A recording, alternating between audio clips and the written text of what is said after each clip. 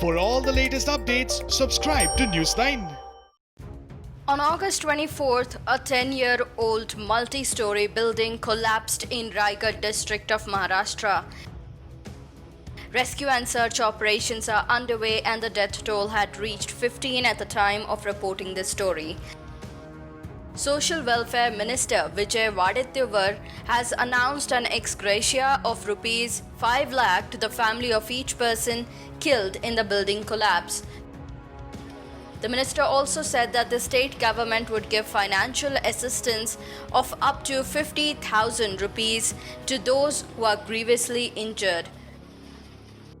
Wadettivar also said that those who lost their houses due to building collapse should be given aid and he would recommend for it in the cabinet. Those who lost their houses should also be given some help. Hence, we'll put this in front of State Cabinet on Wednesday.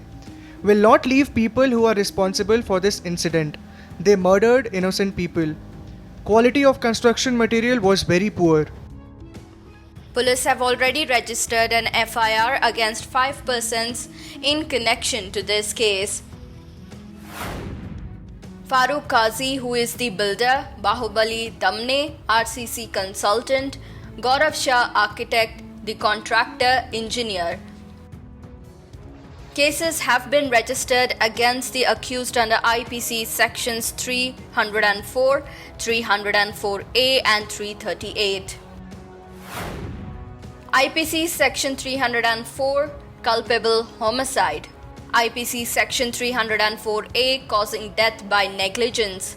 IPC section 338, causing grievous hurt by act endangering life or personal safety of others.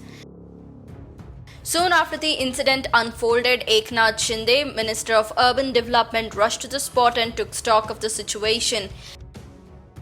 Eknath Shinde said he has instructed the police to book all those who are responsible for the incident.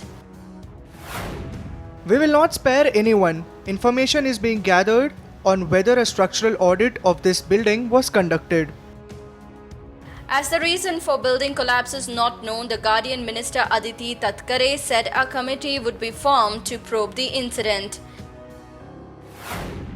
The panel will investigate how and why this happened. The structural audit will also be carried out of other buildings to prevent similar incidents.